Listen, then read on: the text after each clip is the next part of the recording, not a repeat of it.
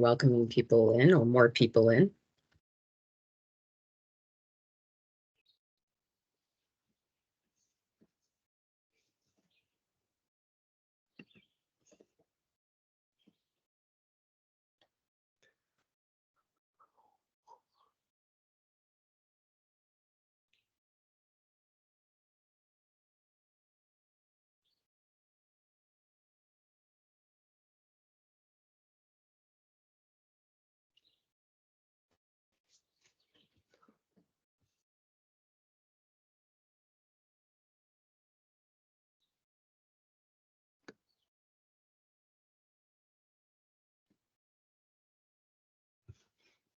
Are you able to hear me now? Hello? Yes, I can hear you. Okay, I just wanted to make sure. Thank you for that. Part of the Teams system is I can't actually tell whether I'm muted or not. Okay. Welcome, community. So wonderful to be in your presence today. Welcome to the education series, Narratives from History to Present Day, Experiences of People with Disabilities. My name is Faith Yakubian. My pronouns are she, her, they, their. I'm the executive director for the Vermont Truth and Reconciliation Commission. And just some brief descriptors. I have dark hair, I'm wearing glasses, and a black shirt. We have specific accessibility practices in place to support community members for full participation. Please send us an email at vtrc@vermont.gov to inform us about accessibility barriers that you're experiencing in our meeting or sessions. We understand that learning is ongoing. We have ASL interpreters today, Eric and Virginia. We have spotlit them. However, if you would like to select Eric and Virginia or Virginia as signers, signers, excuse me, to make them larger on your screen, please go to People, find their name, Eric and Virginia, and click on the horizontal 3 dots, and you can select them as a signer. If you would also be willing to place in the chat if you are needing or wanting ASL interpreter, so that way they are able to recognize you. Appreciate that.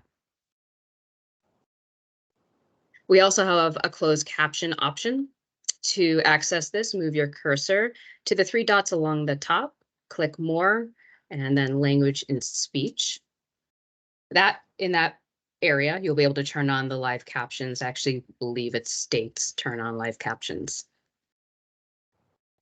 You may have noticed that we've required registration before coming to the session. This is to ensure safety. You're not required to use your legal name. Your email address will suffice. I also want to let you know that we are recording the session to make this accessible for folks who are not able to be with us today. To locate the recording, which might take a few days, so we appreciate your patience, you can head to our website, which is vtrc.vermont.gov. My colleagues, Commissioners Mia Schultz and Melody Mackin, lead researcher Dr. Adam Kirsch, General Legal Counsel Michelle Olvera, and Executive Assistant Ann Miller, and I are grateful for your participation and camaraderie. It is our distinct honor and to be in community with you today, as we learn by 4 profoundly influential leaders and practitioners within Vermont's disabilities communities. You might be wondering what distinguishes the education series from other public meetings that we hold. The education series is about expanding our understanding and hearts. It is not an open meeting. The commissioners will not be voting on proposals today, and the VTRC will not be answering questions. You will notice that the commissioners and the rest of the VTRC team are here. The commissioners, if you'd like to say a hi or a hey or welcome, I invite you to do that. Hi, my name is Melody Mackin, and I'm one of the commissioners. And thank you so much, everyone, for being here. And we look forward to hearing everyone's thoughts. Hey, everybody. My name is Mia Schultz. I use she, her pronouns, and I am one of the commissioners as well. I'm just so glad to be gathered here together with you all and with these panelists. Thank you for coming. Audience participation will be encouraged. Matthew, I do see your hand there.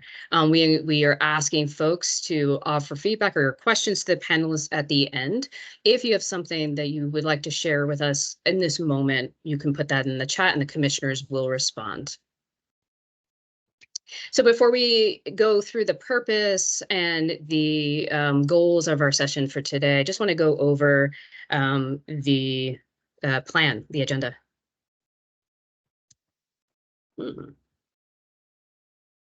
Yep. And these are our panelists, by the way. I should have gone to this slide. I apologize. What you're noticing in front of you here is Max Burrows' photo, Cami Naylor's photo, Cheryl Van Epps' photo, and Sarah Launderville's photo as well. They are the panelists for today. Here's our agenda. We have talked about accessibility. We will talk about a land acknowledgement. We will offer a pledge. The goals of the education series, ways to stay connected, and a survey for you to take, and then questions for the panelists by the community, by the public, and then we'll offer a closing. And just so you know, the pieces that we start with are the general practices that we have in place as a Vermont Truth and Reconciliation Commission. I will continue with the land acknowledgement now. We must acknowledge that Vermont is part of the homeland of the Mohican people, and Alnoba and Western Abenaki or Abenaki people. We're all part of a circle of creation, and the health of our communities has an impact on all of our relations, human and non-human. We want to take this moment to recognize the land itself, Mother Earth, and the many blessings that we are given. We hope you will take the time to think about your relationship to place and what land means to you. I have a bit of a delay. I apologize. As we explore complex and challenging topics such as race, disability, oppression, and discrimination, we collectively pledge to approach these discussions with a commitment to extend grace, humility, and empathy with each other. We recognize that we are all on both an individual and collective journey to dismantle oppression and discrimination from our culture and systems. Therefore, we pledge to cultivate dignity and respect even in moments of disagreement and discomfort. We expect and accept non-closure and an open mind. We dedicate ourselves to refrain from judgment and embrace active listening and I statements to foster open communication. In this space, we understand the platinum rule, where the pledge to abide by each other's unique preferences, thereby building better relationships and collaboration. We come into this with good intentions, but also recognize that even when we do not intend to do harm, there is impact. We commit to prioritizing Act 128 communities and acknowledge that there is no such thing as a single issue, struggle, that our lives are interconnected. We vow to treat each other, our stories, our dreams, and struggles with sacred care, and we honor vulnerability. We also embrace the spirit of co-creation. We affirm that we are the active agents of change, and we are committed to doing the work to create understanding amongst and with each other.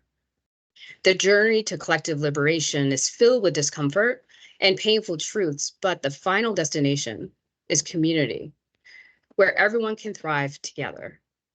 There's a shared space grounded. This is a shared space grounded in principles of this pledge.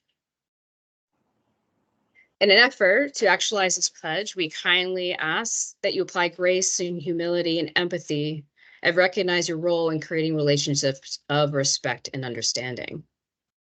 We commit to dismantling the oppressive model by leading with compassion and understanding. And if we or others are unable to honor this spirit of this pledge, we will gently remind speakers of the values within this pledge. Next, I'll talk about the goals of our education series.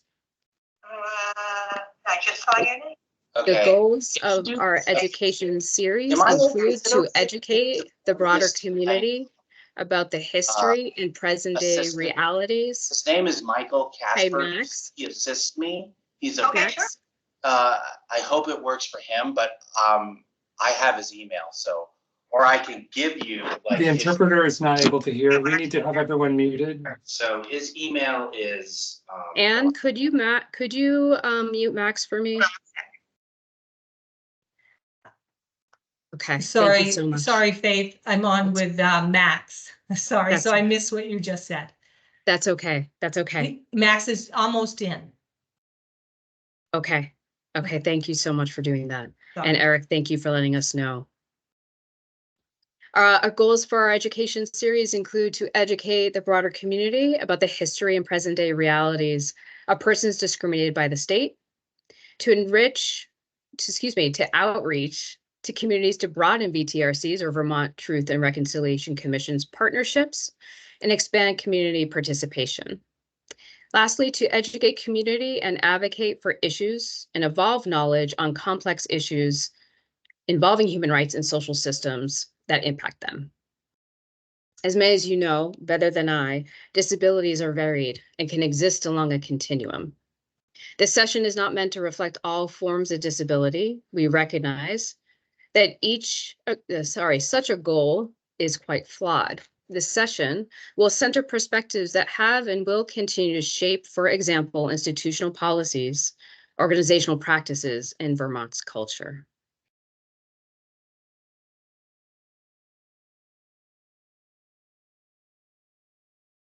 Lastly, ways to stay connected. Please visit our website, vtrc.vermont.gov, to review the panelist bios and find session recordings on YouTube.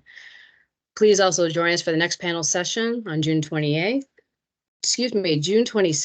Experiences of Black People in Vermont, at which point you can also register at the website. And then also lastly, if you would mind filling out a survey that we have for feedback and recommendations about the education series, we'd appreciate that. We will also put that in the chat. Just going to stop sharing my screen.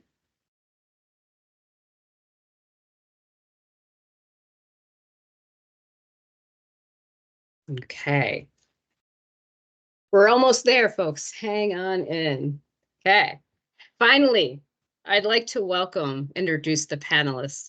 It's with great pleasure and gratitude that I welcome our panelists, Sarah Launderville, Max Barrows, Cheryl Van Epps, and Cami Naylor. Though they provide bios we can find on the website, I am inviting them to introduce themselves. If you'd like to use disclaimers, please do so. Cami, would you like to go first? Oh, sure. Thank you, Faith. Good evening. So excited to be here. My name is Cami Naylor. I'm a staff attorney with the Disability Law Project at Vermont Legal Aid. I've been with Vermont Legal Aid, since November of 2017, just after I passed the bar. And the entirety of my career at VLA has been spent in the Disability Law Project. Honored to be here tonight. Any legal discussion that I offer as part of this panel is, my own analysis or my own opinion, and is not intended to be construed as legal advice or legal analysis, and is not necessarily aligned with the opinion of Vermont Legal Aid either. It's the analysis that I've developed or the observations I've developed, and I just want to share that. But thank you for the opportunity to be here. Thank you, Cami. Cheryl, would you like to go next? Hi, I want to thank Faith and the Truth and Reconciliation Commission for giving us the opportunity to speak, to tell us our experiences, our truths, our struggles in this forum. I was a traumatic brain injury survivor. It happened to me in 2012. Since then, I joined the Patient Advisory Council at the University of Vermont Medical Center. I was active with Brain Injury Association of Vermont as a speaker and attended the conferences and other workshops. I wanted to prevent what happened to me from happening to others. My advocacy was strictly done on a volunteer basis. I was never hired by anybody. I just offered my perspective of what it was like to be a patient who suffered a brain injury. And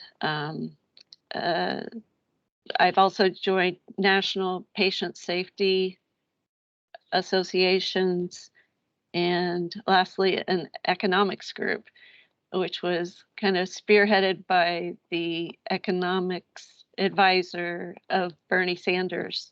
It's Dr. Stephanie Kelton that I follow. So thank you again. Thank you so much, Cheryl. Max, would you like to go next? Introduce yourself. Yes, I'm Max Barrows. I'm Outreach Director for Green Mountain Self Advocates. And we are a disability rights organization. And our work is based, on a movement for people with intellectual and developmental disabilities. And I'm glad to be on this panel, and I will definitely give the perspective of the community that I speak up for, and I'm also a part of as a person on the autism spectrum. Thank you so much, Max. And Sarah. Good evening. Hi, I'm Sarah Launderville. I use she and her pronouns. Just in terms of a visual description, I'm a white woman wearing a green shirt with a bunch of hearts on it today and glasses. I am the executive director of the Vermont Center for Independent Living. I've worked there since 1997. But I also come as a woman with a psychiatric disability who has lived through lots of experiences within institutions and settings, and sort of always bring that lived experience as well. In terms of the Vermont Center for Independent Living, like Green Mountain Self Advocates, we're a disability justice organization, and have lots of programs and services. You can check us out if you wish. And thanks so much for having me today. Thank you, Sarah. So I'm going to offer some questions that all of you have been privy to, but others haven't. So it's like you have a secret. So just so you know, it would be great if you can keep your answers to 7 minutes. However, I will, with kindness, maybe signal if you're going a little bit over. But I recognize that all of you are able to manage yourselves, and so just know that I'm aware of that. If you want to alter a question so that it reads better for you, I welcome that as well. We'll put the questions also in the chat. So first question, and we will have all of you answer before we can go on to the next one. Feel free to also be in dialogue, conversation with each other. What is a persistent myth or misunderstanding about people with disabilities that you believe stems from institutional employment or another institution that you would like to see changed?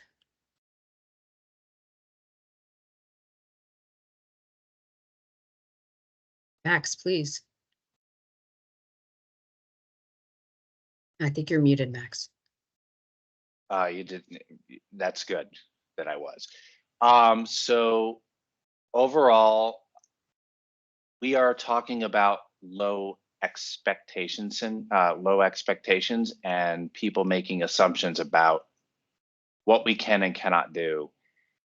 People with intellectual disabilities are looked down on more than looked up to. Society continues to send a strong message that we are not capable, we are too slow.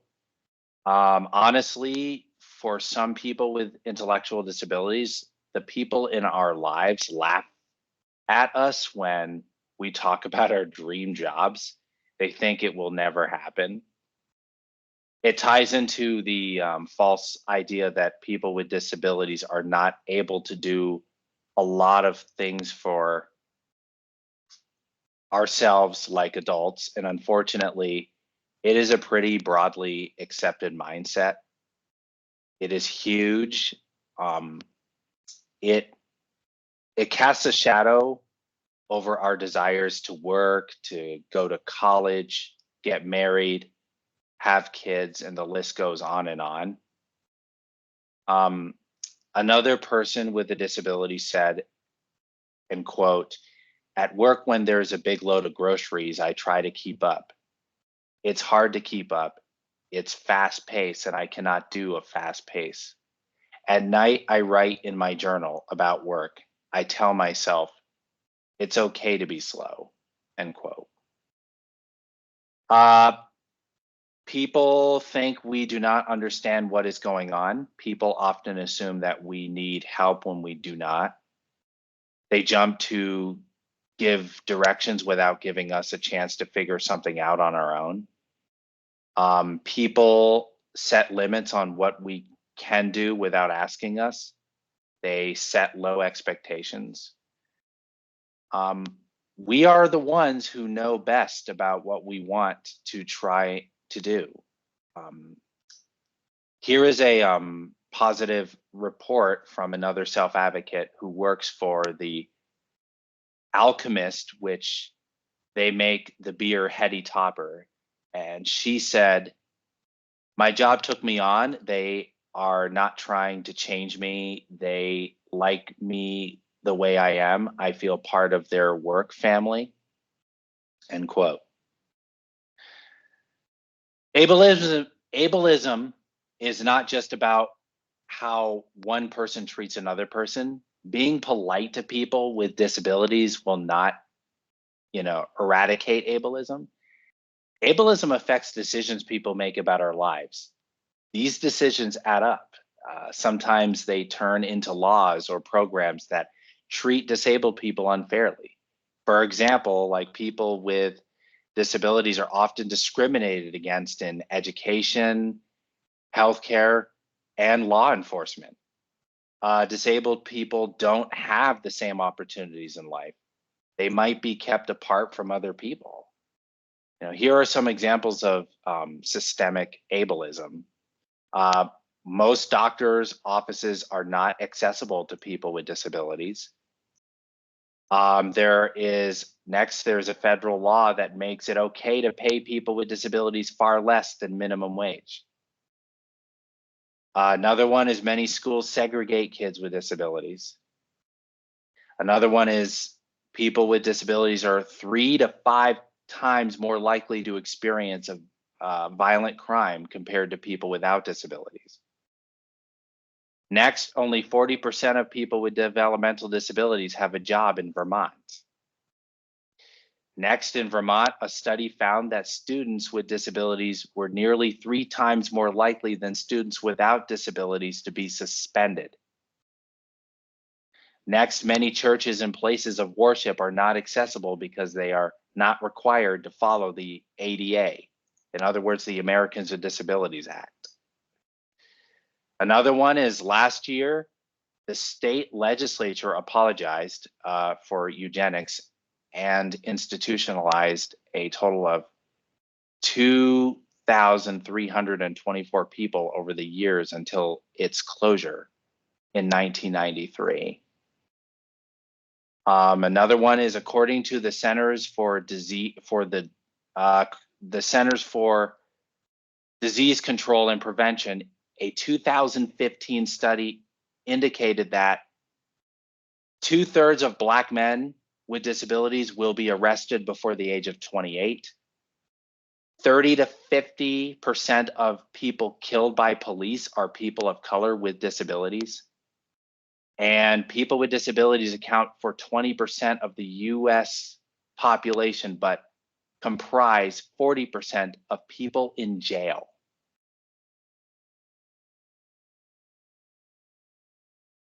So that's our answer to the question.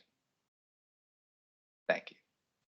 Max, thank you so much. I'm just taking that all in. And I appreciate what you've just offered as learning, as education, and also as indicator of where we're at in our society. Thank you, Max. Cheryl, would you like to go next? I will do my best. Max, you had a lot of data, and I can't say that I have I can't say the same for myself. What I can tell you is my experience as a patient, and I entered, I guess, my disability as an adult rather than experiencing it lifelong. As a patient, I experienced a head-to-head collision while I was playing a co-ed sport. I had to undergo eye socket reconstruction, and the treatment I received was less than what I deserved. After they performed the reconstructive surgery, they released me almost immediately. Regardless of my condition as a patient, as a human being, I was suffering extreme pain. A cranial nerve was damaged, and I was vomiting as soon as I came to. They had put in a metal plate, they drilled into my skull, so you can imagine this was something absolutely horrific. As a result of sending me home and my continuation of dry heaves, the metal plate was displaced. I required a second surgery. At this point, they realized they didn't perform an eye exam, so they had to do it after the surgeries were done while I was still healing from the incision site. So the optometrist, the ophthalmologist, leaned on my broken nose and performed the eye exam. It was almost like torture. I'm sorry, it's difficult to tell my story, and yet I need to do it in order to explain where I'm coming from. So my medical treatment was just a series of drop balls for me, like dropping the balls. But then there was the mental health and the cognitive issues that I also faced. The mental health was another drop ball. And I find out later that a large percent, they're not even sure, something like a huge range, 40 to 60% of us suffer depression, and at times commit suicide for a moderate traumatic brain injury. I had to bump into a friend to realize that I needed to seek help for mental health. My physicians, 4 of them, saw me crying in their exam rooms, and none of them offered that suggestion that I go seek mental health care. My cognitive issues, I returned to school, I returned to work, and nobody gave a hand and explained, hey, you need to see a neuropsych evaluation so we could better understand your cognitive issues and so that you can get the accommodations that you need. So this is where I'm coming from. This is what I saw. And the more I dug into it, the more I saw that the system is not set up to recognize the trauma, to realize the issues, and to respond to us and to prevent re-traumatization, because that's what I experienced. I felt victimized as somebody who was harmed by the system, basically.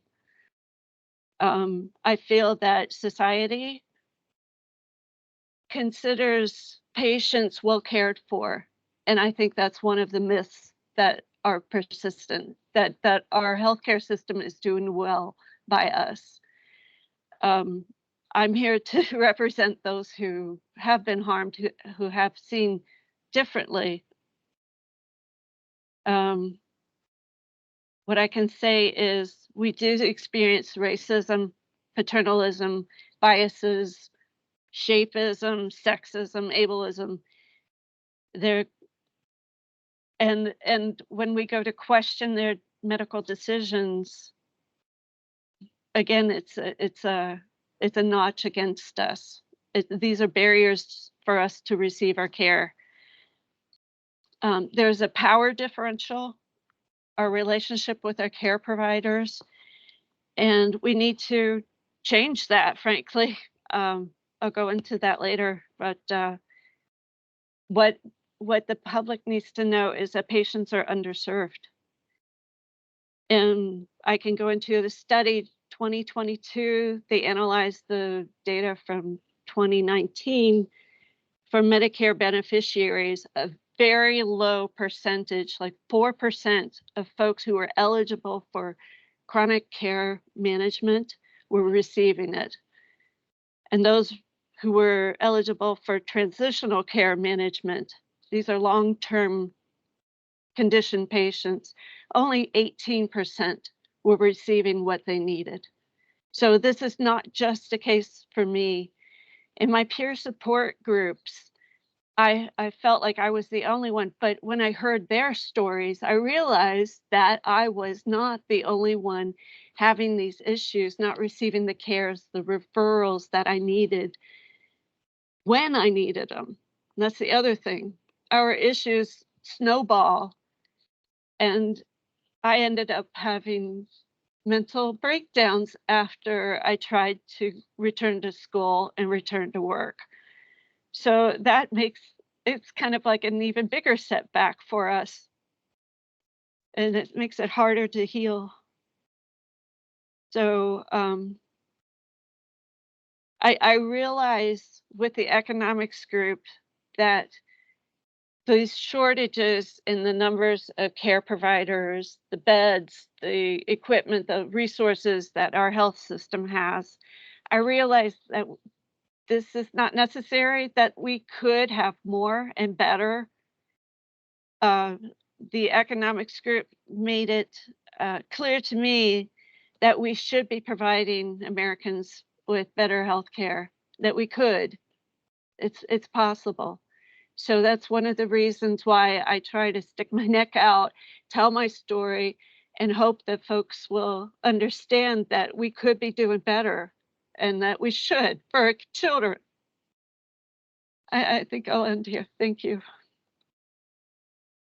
Cheryl, thank you for entrusting us with your story and your vulnerabilities. I appreciate it. It goes without saying, but I will say it. I invite folks to take care of themselves in any way that means, including staying on and being yourselves.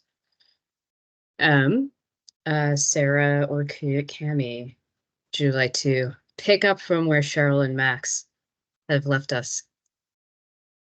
Sure. This is Sarah. Yeah, just first want to also just acknowledge Max and Cheryl and what you've shared so far. And it's made me think of kind of going in a different direction than what I was originally thinking. I think, as a lot know, storytelling is so hard and it takes so much out of us as individuals. And Cheryl, I appreciate you sharing that and acknowledging that. And it just brought up a lot for me in terms of how these systems do continue to harm and have harmed so many of us. When I said that I had lived in institutions and I was locked up because I have mental health issues and psychiatric disabilities, and those systems were incredibly harmful. And it's been a while since I myself was in them, but have family members that still go and work in support with people who are locked up or in these systems. And the trauma and harm that's created within those systems in the name of medical help is very similar to if you throw back to how those root causes around eugenics and the way that we've treated people with disabilities all these years of the us and them, criteria and all that sort of thing. And I think that having more knowledge and understanding about that. And I was thinking about when I joined the independent living movement, when I found VCIL, I always say that it kind of like saved my life. I was living on disability benefits. My case manager had helped me get on benefits, even though I wanted to work really hard, but I kept losing employment because people don't always know how to accommodate people. And so these are all parts of these systemic issues that we deal with. And, it was the first time I was able to not only share my story, but have that shared lived experience with other people in a cross disability way, that someone who had a physical disability had the same types of experiences that I had had in those ways. And it was the first time I had felt connected to a community. And what an awful way to feel connected, right? Like, fast forward, I've spent a lot of years sharing parts of my story or my whole story, as well as trying to do this justice work. And how lucky am I to get paid to do this type of work? And still,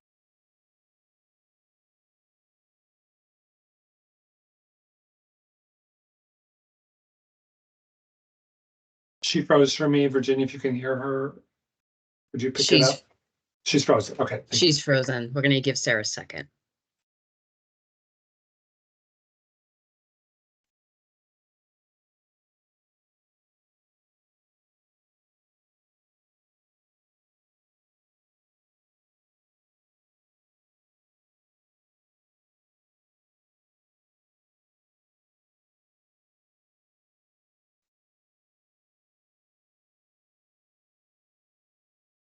I'm not sure, Faith, if Sarah can hear us, she might be able to shut her camera off and it might work Mhm. better. Sarah, if you're able to hear. Thank you, Anne. In the meantime, as Sarah returns or processor attempts to return, I'm sure she will. Cami, would you like to I answer the I question? Yeah, I'm happy Hmm. to answer the question.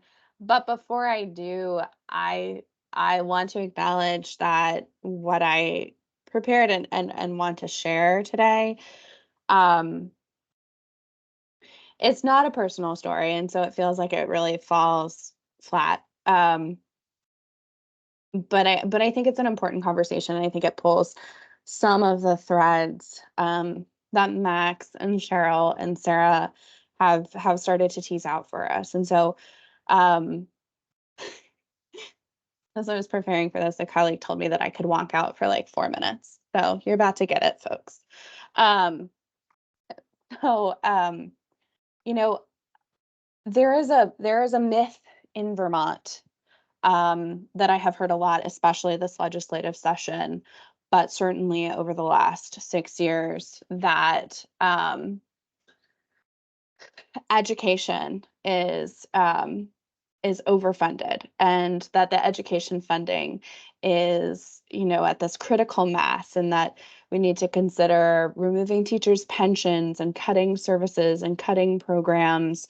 And I know that this started long before I started hearing this story, but one of the themes that I hear in this story is that Vermont is a state that has youth qualifying for special education related services at a higher rate than many other states, that we have the highest per capita outplacement of children with disabilities. And while these statistics are true, um, what the story and the conversation does, in my opinion, is it makes people who don't understand some of the nuances of education funding believe that it's our kids with disabilities who are just far too costly, and that it's our kids with disabilities and the needs that they have that are burning teachers out, and that are making education inaccessible, and that they shouldn't be in the classroom even. I mean, really,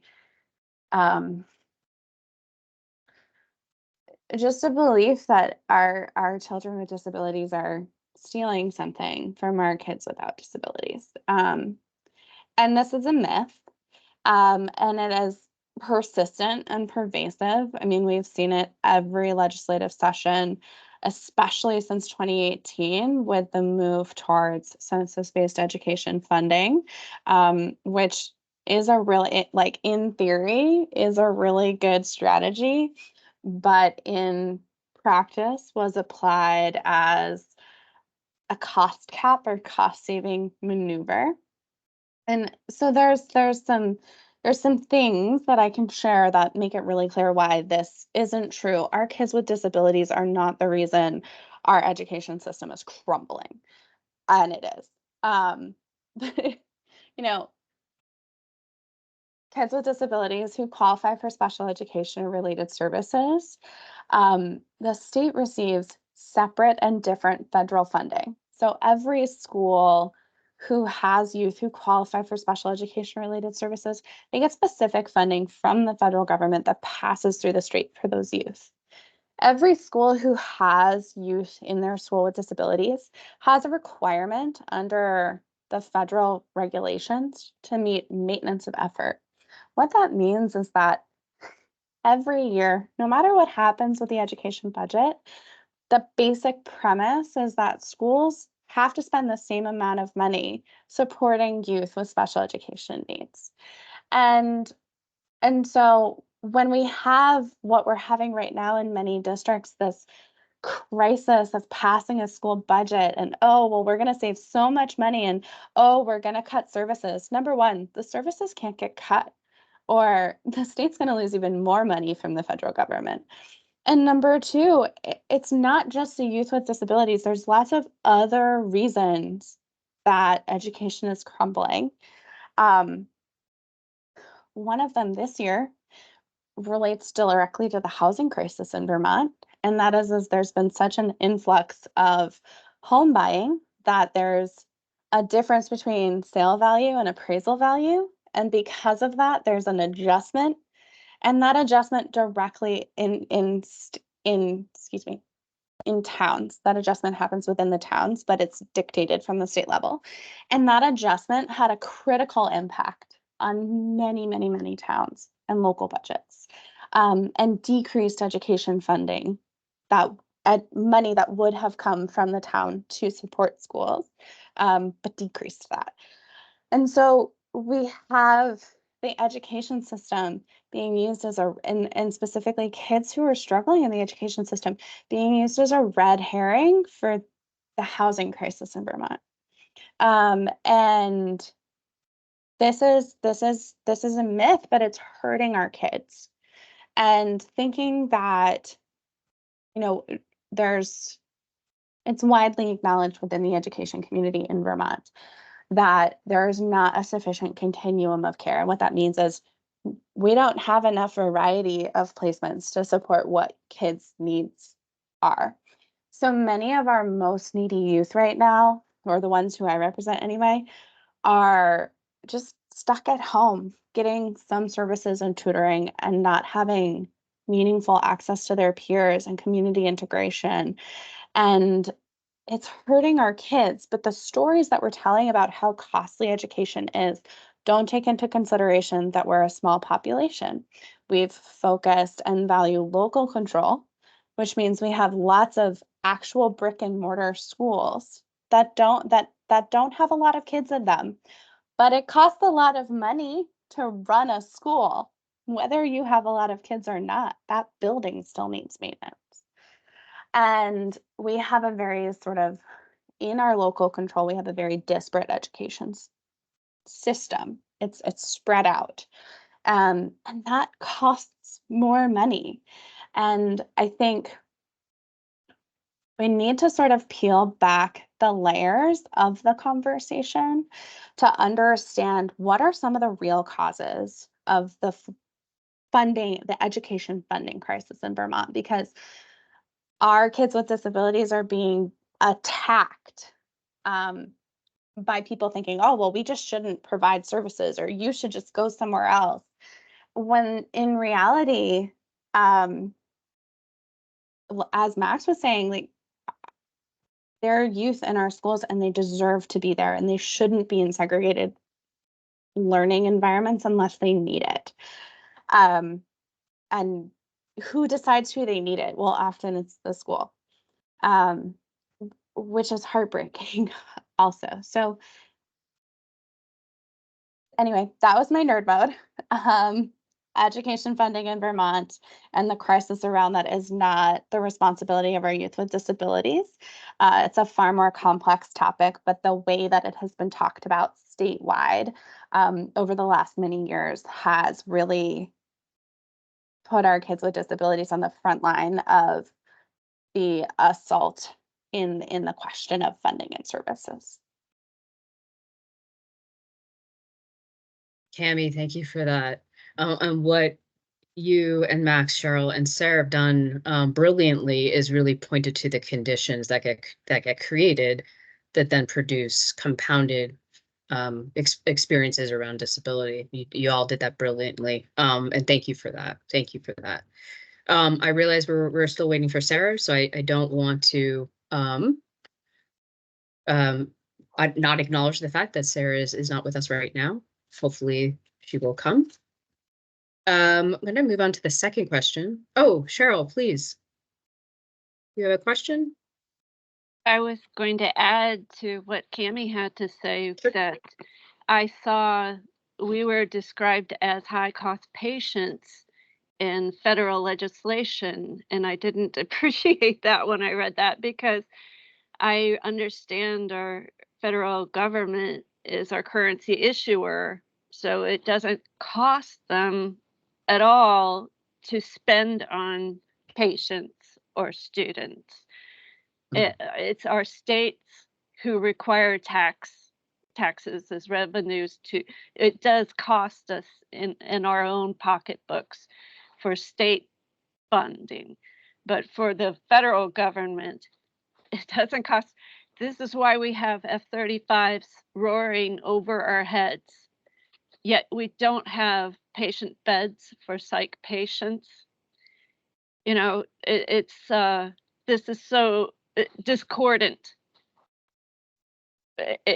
We need to understand as the public that if we can do that, if we can wage war overseas, if we can fund prisons and bail out financial institutions, we can fund healthcare, we can provide housing, food security, education, accommodations for folks with disabilities. We can do all of that. Well said, Cheryl. Thank you for that. And Max, Cami, did you want to respond? Okay. Cheryl, you brilliantly brought in the second question. If you could change a service aimed to support persons with disabilities in education or healthcare, employment, or any other institution, what would that change be and why? Yeah, Max, please. So to answer this question, I will focus on healthcare. In healthcare, the information and communication is not easy to understand. I mean, how can we be better in tune with our health if the information is not easy for us to understand? So that would be an area that, you know, if you want direct, in a direct opinion, I could change, but I really should say from, you know, an organization's point of view, it should change. In fact, that's an area that should change. For example, a recent study found that 80% of autistic people reported having difficulty visiting a healthcare professional. First, difficulty calling to make appointments and communicating with their doctor. For me, I find it difficult to manage scheduling. Another barrier is filling out forms that have questions that are not accessible. You know, we need information in plain language. We need to know what questions will be asked ahead of time so we can get the support we need to answer health history questions. You know, healthcare providers need basic training on how to communicate with people with intellectual disabilities. We need access to information. During an appointment, there are different people who check you in, who examine you, and who check you out. And they expect us to remember what other people told us. Having written instructions is needed. Booking appointments online or by text can help. Exchanging emails about our symptoms before an appointment can reduce stress and anxiety. And you can reduce our sensory overload if we have the first or last appointment of a day and a quiet place to wait. Follow-up phone calls can give us an opportunity to ask questions that we thought of after we went to the doctors. Let us record the appointment so we can remember what was said. Sometimes we bring a parent or staff person with us to help us remember what was said or remind us what we have to say. But remember to talk to us directly. Do not talk to our supporter. And we may need more time than just a few moments to explain our issues. Medications. Medications can be a problem as well if we don't have clear information about the medications and their effects. A solution to that is we need more information in plain language. This includes new medication. Like, what will it do to me? For example, how am I supposed to feel? How will it interact with the other medications I'm already on? How do I do if my new medication makes me sick? And finally, tips on setting up an easy way to remember to take medicine and what to do if I forgot to take a medication. Another issue is experiencing sensory sensitivities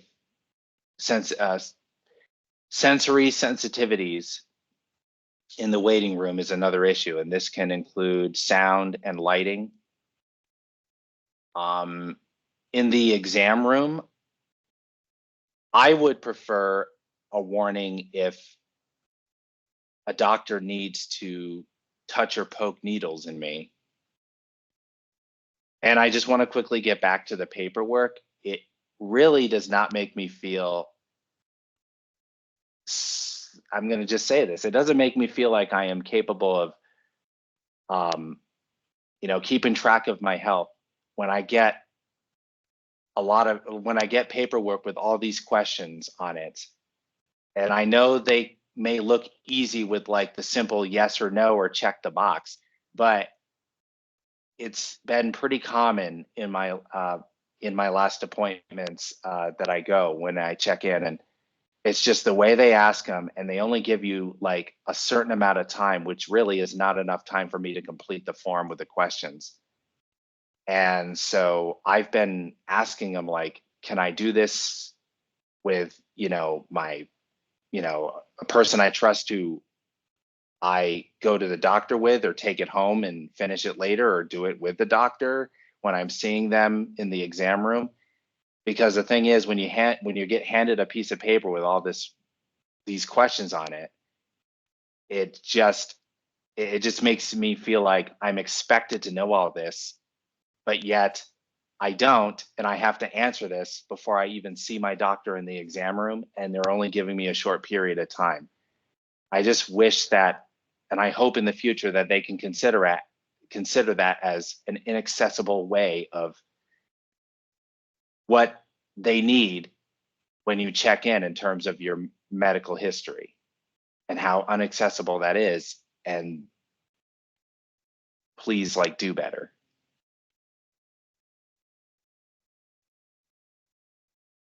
Absolutely, Max. Thank you for that. And you've pointed to so many important pieces that can make people feel, as you have said, you have felt maybe not included or overlooked. And I'm sorry about the word. It sounds very ableist, so sorry about that. But thank you for that. And I wanted to say that the things you pointed to could be universally beneficial. So thank you for pointing that out too. Another thing too, and I forgot, yeah. I'm so sorry. Go Another ahead. thing I want to point out too is just I understand that, some doctors have good recommendations on where to go when it comes to procedures, but people like myself who don't drive, I have to rely on people that, can take me to and from a doctor appointment. So sometimes where they could recommend you to go could be like anywhere between a 2 or 4 hour drive. Mm. And that is just too long, especially Mhm. when you get there and then the wait time, which is another thing. Sometimes the wait time at your destination can be, depending on the circumstance, too long. Well said. Absolutely. Oof. Cheryl, did you want to comment on what Max was offering, or did you want to answer the question? I want to do both. Excellent. Max, you went over really well some of the accommodations that we need. I was a founding member of the Patient Advisory Council at my hospital, and I joined because I wanted to make an impact and change some of those things that you just went over. We started out with that kind of work, looking at the drafts of patient communications the hospital would give to patients, and we'd provide our input on how to change wording and make things more simple for us and things like what you've gone over. But nowadays, the role of the advisory is much less doing that. And I kind of wonder if the suggestions we made were not, how should I say this? I call our healthcare corporate driven. They are cutting costs and they're making patient flow more efficient. Those are their it's like underlying reasons for what they do, how they practice, what their policies are. It seems to me they call it patient-centered care, but if we go over what I was taught by the Institute for Patient and Family-Centered Care, they aren't following those things like dignity and respect, like transparency of our care plan, providing information, allowing us to participate in our own care, empowering us, allowing us shared decision making. Some of these things are our rights as patients, but they're not doing these things because it takes time and it takes staff to do these things, to sit down and have a discussion with us.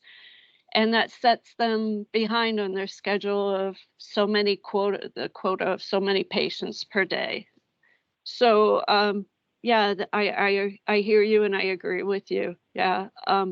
What I would change is the federal funding, and I'd ask that it be targeted to meet our patient needs, to meet transportation, healthcare, and the community needs too. Because when you treat us as patients, if we go back to our community and some of the issues like environmental pollution are causing our health issues, that it's a waste of money, you know. So what I would ask for is a community needs assessment and a patient needs assessment. This needs to be done nationwide. We don't know how many brain injury patients are out there. We don't know for sure how many mental health patients there are whose needs are going unmet. In order to hire enough mental health counselors or brain injury specialists, we need to know how many we need. And I have a feeling that this nation doesn't know that. And we know we are facing shortages, but those are some of the things that I believe need to be done. And also empowering patients. We need to, by creating a more transparent system, by providing the patient more information, that would be empowering for us. We need to know what a care plan should look like, because when we do, then we realize we're not getting what we need or what's available to us. When the Brain Injury Association performed a brain injury needs assessment, it gave us a survey to fill out. They gave us a huge list of supports and services and asked us which ones have you used or are you currently using? And our jaws just dropped because all of this is out there, but nobody's told us about it. And we aren't receiving these services and supports. So I hope I can add to the conversation of how our healthcare system could work for us and what we could do to change it. Thank you. Thank you, Cheryl. Oh, I'm learning so much. Such a gift that all of you are here and sharing your wisdom and expertise. Thank you. And I want to say that Sarah, I believe, has been able to join and work through Hi. the technology. Hi, Sarah. I'm so sorry. Somehow at the right moment, my internet just decided to die forever. So I'm That's sorry. okay. I'm joining you by phone. No, that's okay, Sarah. I'm going to keep blaming Teams, and I'm not going to blame you for that. Oh, I think it's my Okay. internet. But you can blame Teams too. I'm going to continue on that. Kimmy, before you answer the second question, do you mind if we go back to Sarah's? Not Okay. at all. Thank you for that. Sarah, do you recall where you left off? Okay. I will try and give me, I know we've wasted some time with me doing this, so please, I'll try to be brief and It's cut me off okay. when I need to be cut off. Okay, thank you so much. I'm so sorry.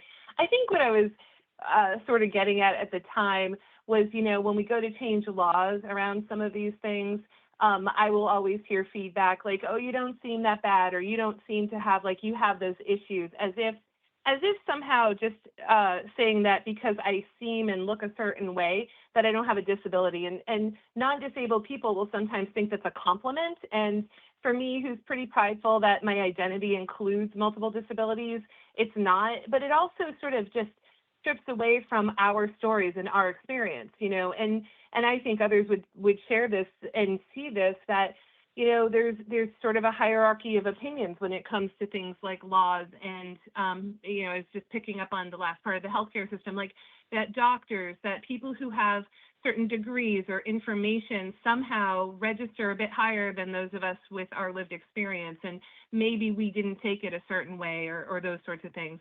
When I think of like this question around myths or misunderstanding, it's, for me, not about disability. It's really around sort of that root cause: ableism, homophobia, racism, all of those roots, because the whole world has been made up for like able-bodied typical thinkers, and all of the systemic discrimination that we continue to experience, from when I think I started around conversations around eugenics and that sort of thing. And Max talked about, just parenting and all these things that, have been stripped away from us from generations around, locking us up or sterilizing us or killing us, that these are the systems that we built on to say we're going to support people with disabilities. So it just doesn't make a lot of good sense. When I think of like the myths that I'd like to break down, it's oftentimes like two extremes that I see. It's either people with disabilities are super inspirational, we're superheroes. We call this in the community inspiration porn, that, you'll see videos of people getting helped, and, or, this time of year, it is so wild, the amount of videos you'll see of non-disabled people asking disabled people to prom. Like, these are the things that perpetuate harm in our community. Or you'll see the opposite of like that pity, like, and it's all done from a place of caring or giving, but not from a place that disability is just a natural part of life. Like, all of these types of disabilities happen because of some reason, but they're all natural parts of life. And when we make people in these extremes of superheroes or people that are sort of down on their luck or whatever, then we're going to continue to build systems that sort of go around that, as opposed to just saying, oh gosh, this is a natural part of life. Maybe we should build buildings with ramps on them to begin with, that sort of thing.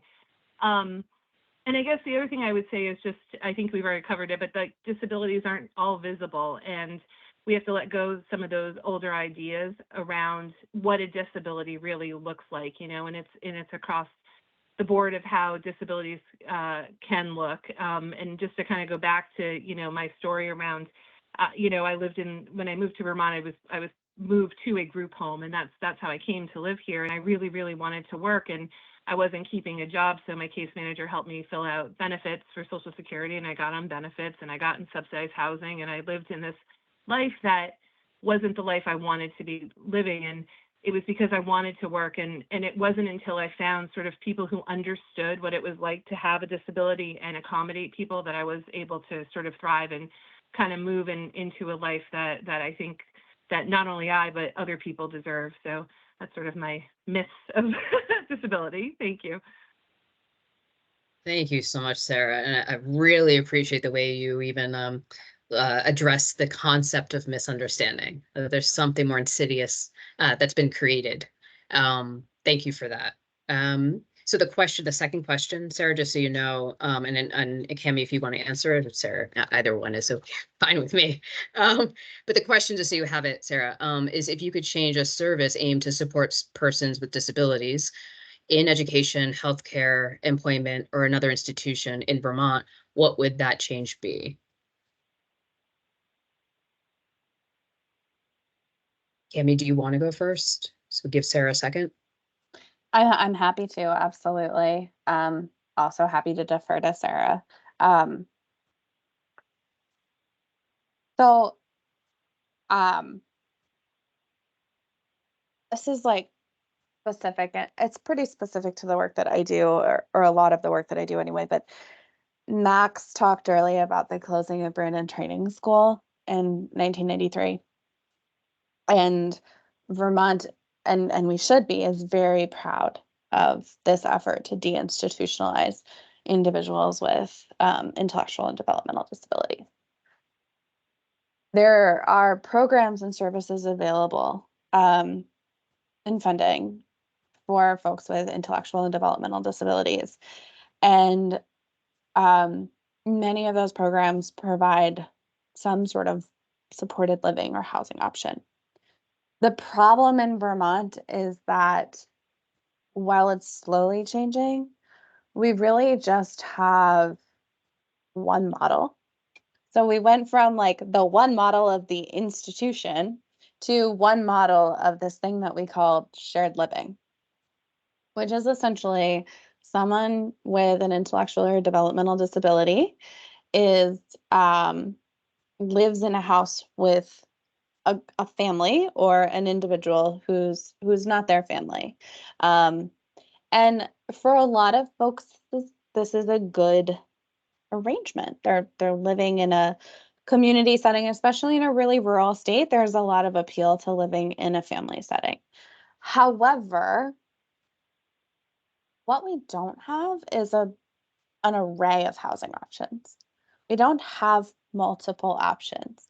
We don't have a great system set up to help somebody who really wants to live independently and just needs some help at home sometimes for certain things.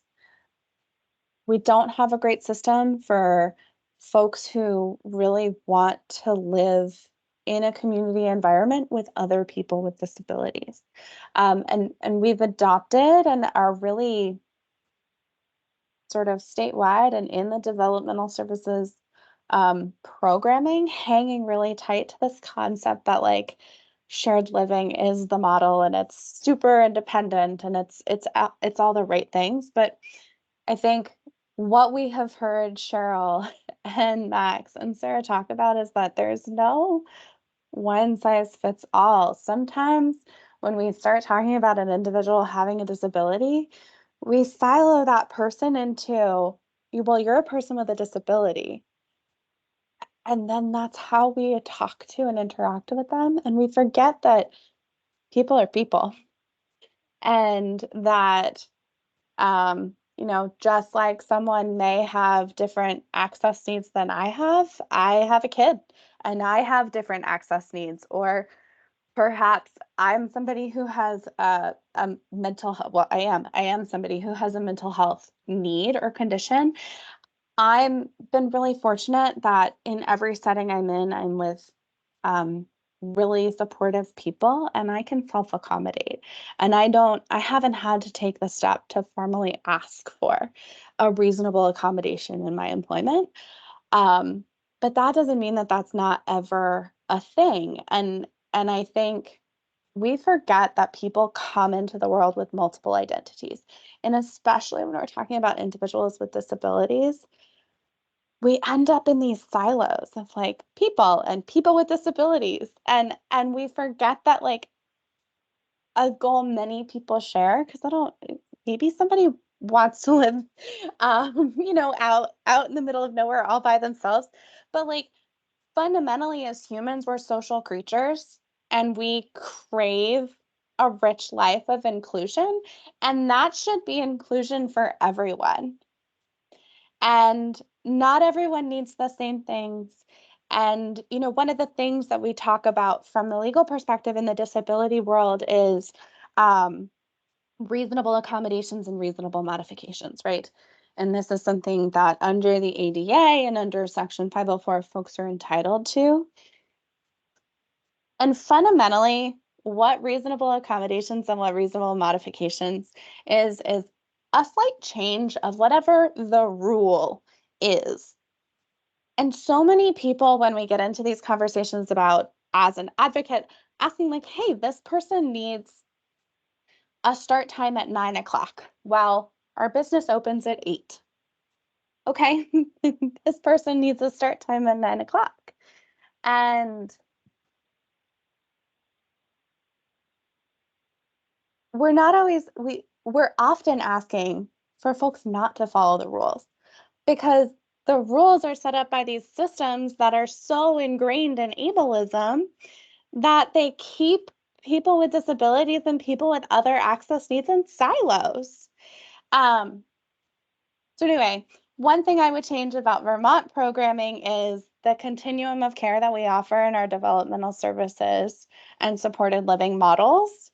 But just that I want to share and leave this group with the just acknowledgement and the awareness that even now we're having a conversation in a silo, and thank you, Faith, for all of the disclaimers.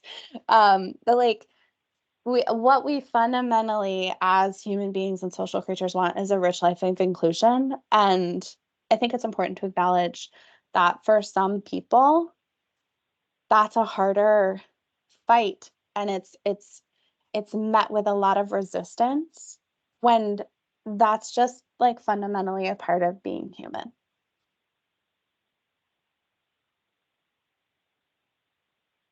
Cami, thank you for that. I sometimes lose my what I want to say because there's so much in me. There's so much gratitude for what you all share, and also I have so many things now I want to reflect on to do better, including using a word like insidious.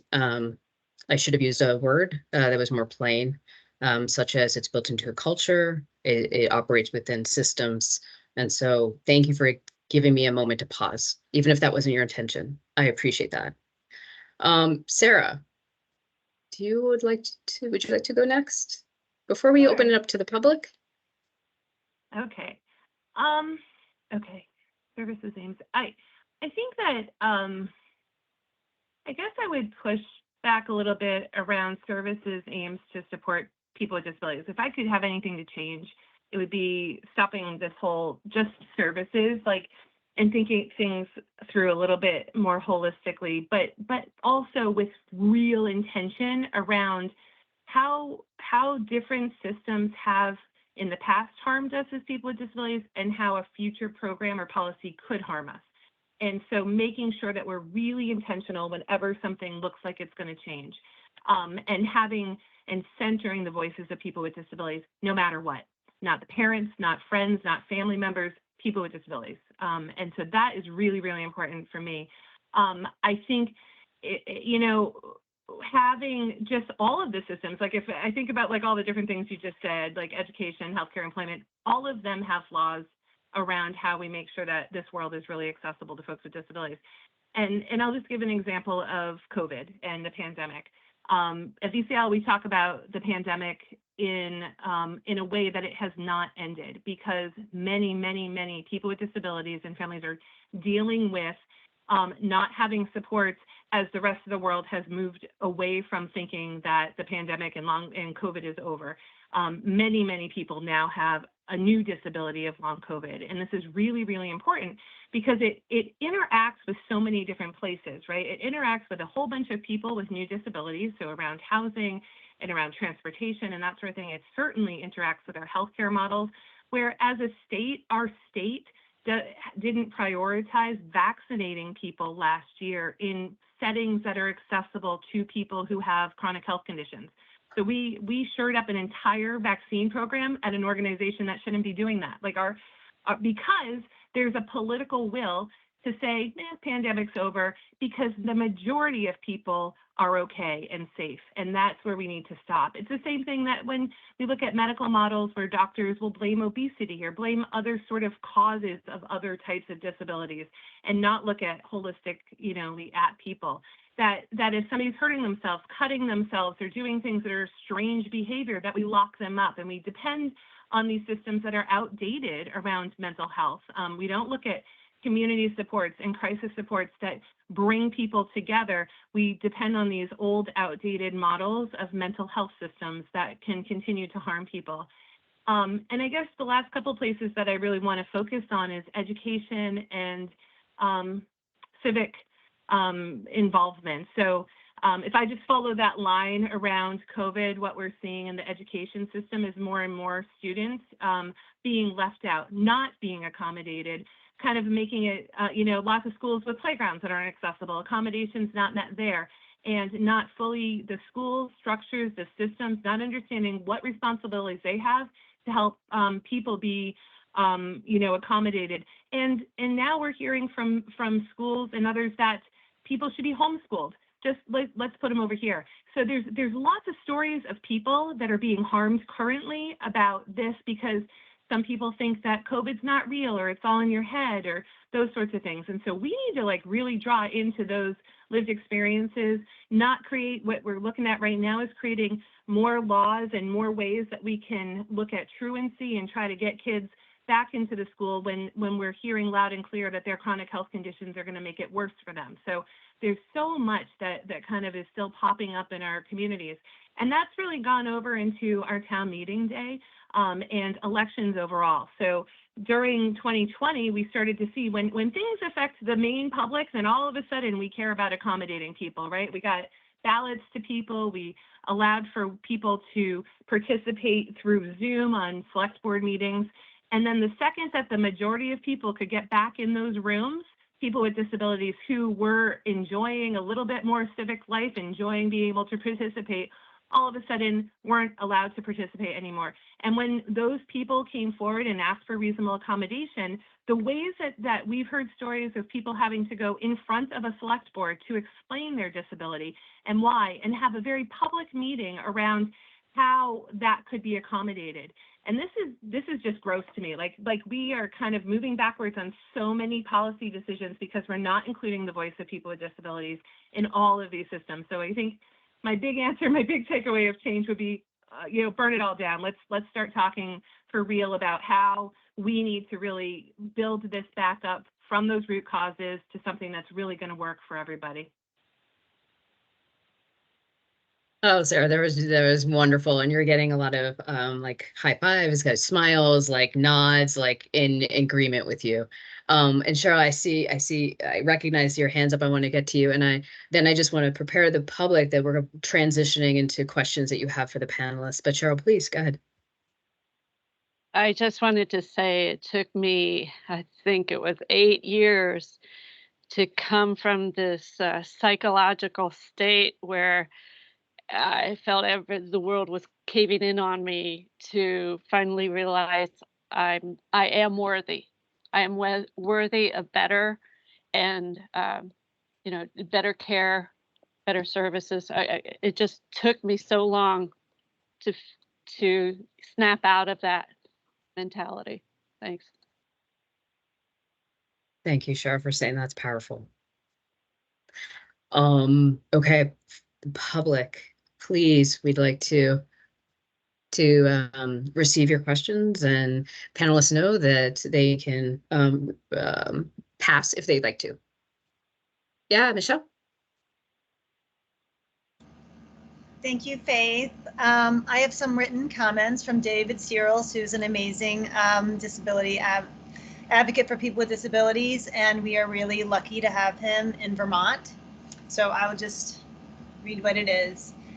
He suggests we go to the special education section of the Vermont Agency of Education, where it says, the Agency of Education handles making sure that the federal and Vermont state regulations are followed so that students with disabilities can have access to free and appropriate public education.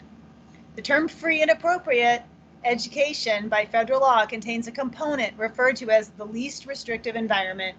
The least restrictive environment means, to the maximum extent appropriate, children with disabilities, including children in public or private institutions, are educated with children who are not disabled, and special classes, separate schooling, or other removal of children with disabilities from the regular educational environment occurs only when the nature or severity of the disability of a child is such that the education in regular classes with the use of supplementary aids and services cannot be achieved satisfactorily. Now, when you go to the special education page labeled General Supervision and Monitoring, and you go through all the reports, it does not have anything about reporting to the public about what schools are doing.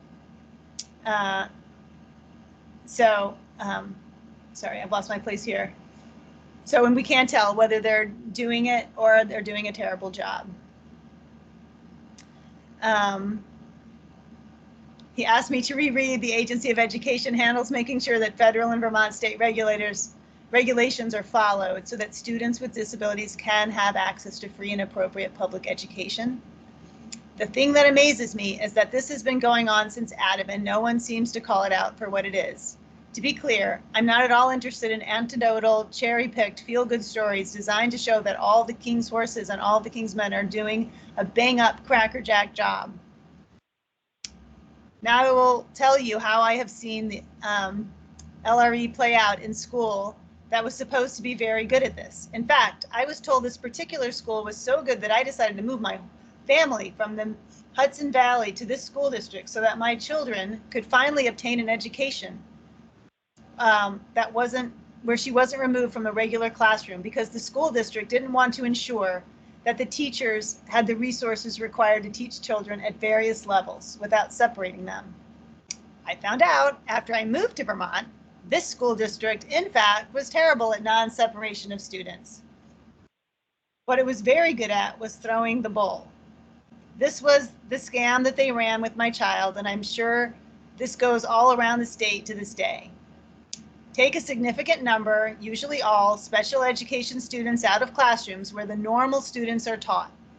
Put the special education students in a room that includes a couple of students who are not classified as disabled and call it resource room, because there are 1 or 2 students in that class that are not formally determined to have a disability.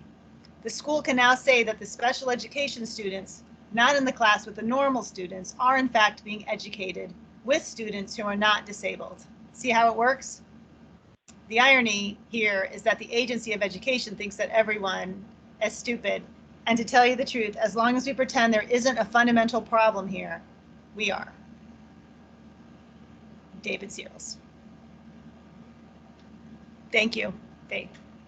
Thank you, Michelle, for lifting David's voice. Appreciate that. Are there other questions, or I should say, are there questions? And that was a very important comment, statement, wisdom there by David. Other questions from the public for the panelists?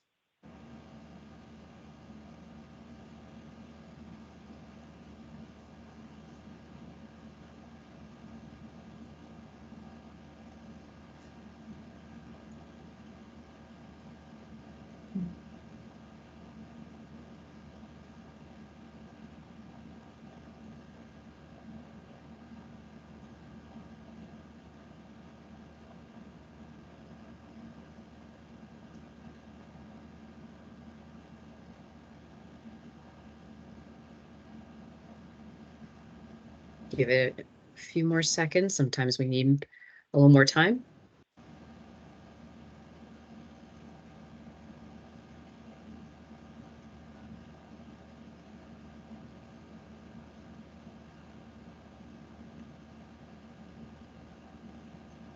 Okay.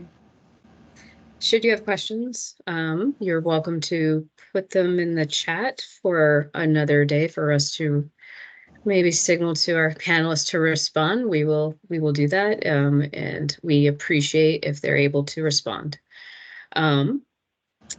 Mia and excuse me, Commissioner Schultz and Mackin, would you like to round us out? Or end, I should say. Well, just thank you for coming. And I learned a lot and I have a lot to think about. So I very much appreciate everything that was shared. So thank you. Yes. So thank you for sharing. So not your expertise, but your story as we embark on this process of truth and reconciliation. That is what we really need to amplify, are these stories and this lived experience, so that we can hopefully make the recommendations and hopefully press our legislators to change the things that you all have on your wish list. And I know that those wishes also impact all of us, regardless of our whether we're disabled or not. Whatever accommodations, whatever changes that are made for disabled people are changes that benefit us all. And so thank you all for your voices. Thank you for your stories. And we look forward to continuing this relationship with you all. Thank you. Thank you, Commissioner Schultz and Mackin, and absolutely echo everything they've said. Thank you for your participation, your partnership, Cami and Cheryl and Max and Sarah. And I'm really sorry about Teams. And thank you to the public for being with us today. Again, we have a survey for folks to provide comments and feedback about the education series. We welcome it. We will use it to better our series in the sessions that follow. With that, be well, everyone. Take good care.